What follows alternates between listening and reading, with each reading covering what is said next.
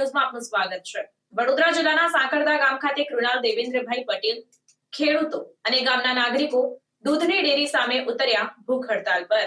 વડોદરા જિલ્લાના સાંકરદા ગામ ખાતે કૃણાલ દેવેન્દ્રભાઈ પટેલ અને ગામના ખેડૂતો તથા ગામના નાગરિકો દૂધની ડેરી સામે ભૂખ હડતાલ પર બેઠા। સાંકરદા ગામની સીમમાં ખેતીવાડી ખેતરમાં મહેનતવાળો પાકને સાંકરદા ગામની રખડતી ગાયો તથા નીલગાય ભૂંડ દ્વારા ખરાબ કરી દેવામાં આવ્યો અને તેઓ ફેન્સિંગ ઝાટકા મશીનને ગાળતા નથી અને ઊભા પાકને નુકસાન કરે છે। તેઓ સાંકરદા ગ્રામ પંચાયતને અરજી આપી પોલીસ કમિશનર, જિલ્લા વિકાસ અધિકારી, ટ્રાફિક શાખા, પોલીસ ભવન, ભારતીય કિસાન સંઘ તમામની અરજી કરવામાં આવી, ત્યારે આજ સુધી કોઈ જાતની કાર્યવાહી થઈ નથી અને ન્યાય માટે મરણાંતર ઉપવાસ પર ગામના ખેડૂત આગેવાન કૃણાલભાઈ દેવેન્દ્રભાઈ પટેલ ઉપવાસ પર બેઠા છે અને ગામના ખેડૂત પટેલ શૈલેષભાઈ રાવજીભાઈ પટેલ અને ગામના નાગરિકો મોટી સંખ્યામાં હાજર રહ્યા હતા।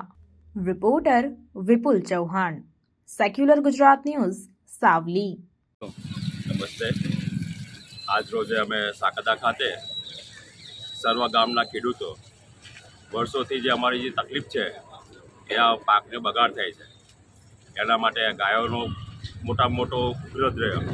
ખાસ ગામની અંદર ખેડૂતોનું એટલું બધું નુકસાન થયું છે, વર્ષોથી આ લડત આપી રહ્યા છે।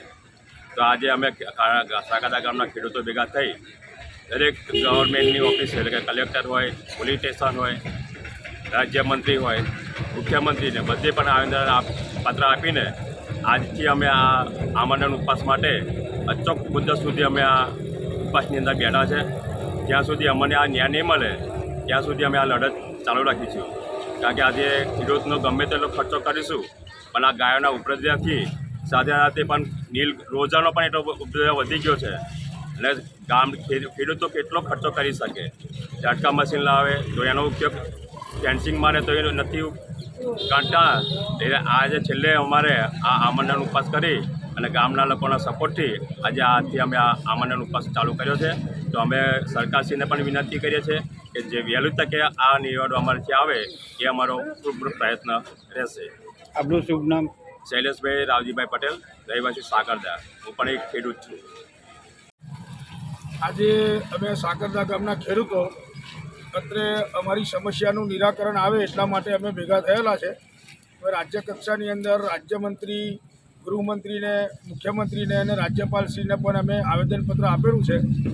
અમે રાજ્યપાલ શ્રી આચાર્ય દેવવ્રતશ્રી અને પ્રાધાન્ય મુખ્યમંત્રી વડાપ્રધાન સાહેબ નરેન્દ્રભાઈ મોદીના બતાવ્યા પ્રમાણે અમે ખેડૂતો પ્રાકૃતિક ખેતી કરીએ છીએ, સજીવ ખેતી કરીએ છીએ અને આટલી બધી મહેનત કરવા છતાં અમે અમારા પાકનું રક્ષણ કરી શકતા નથી। અમે ફેન્સિંગ મારીએ કે ગમે તે કરીએ પણ એટલી આ માથાભારે ગાયોના નુકસાનથી અમે ખેડૂતો ત્રાહિત થઈ ગયા છે, જેથી કરીને અમારે રાજ્ય સરકારને આવેદન આપી અને આ મરનાથ ભૂખ હડતાલ પર ઉતરવા માટેનો આ પ્રયાસ કરવો પડ્યો છે।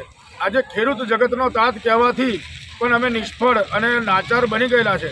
તો માત્ર સરકારે ખાલી અમને વાયદા જ કરવાના કે અમે તમારા માટે આ કરીશું, તે કરીશું અને દરેક પ્રકારના વાયદામાં સરકાર ખોટી નીવડેલી છે અને અમને ખેડૂતોને કોઈપણ પ્રકારનો ન્યાય મળ્યો નથી। એટલા માટે અમારે આ મરનાથ ભૂખ હડતાલ ઉપર ઉતરવાનો અવસર આવી રહ્યો છે। તમે કઈ કઈ જગ્યા પર તમે અરજી કરેલી છે આ બાબત માટે? આ બાબત માટે અમે કમિશનરશ્રીને, વડોદરા તાલુકા પંચાયત, જિલ્લા પંચાયતને આપેલી છે, કલેક્ટર સાહેબને આપેલી છે। રાજ્ય સરકારની અંદર અમે મુખ્યમંત્રીશ્રીને, રાજ્યપાલશ્રીને, ગૃહમંત્રીને અને નંદેશ્રી પોલીસ સ્ટેશન જે તે અમારા વિસ્તારમાં આવતું હોય તેને પણ અમે જાણ કરેલી છે। ગ્રામ પંચાયતમાં પણ અમે અરજી આપેલી છે। પણ આ અરજીઓનું 8 દિવસ અમે વર્ષોથી આ લડત લડતા આવ્યા છે પણ આજ સુધી કોઈ સુખાકારી નિર્ણય અમારા ખેડૂતોના પક્ષમાં આવ્યો નથી। આપનું શુભ નામ? મારું શુભ નામ કૃણાલભાઈ વિરેન્દ્રભાઈ પટેલ, રહેવાનું ગામ સાંકરદા, ઉંમર 42 વર્ષ, ધંધો ખેતી।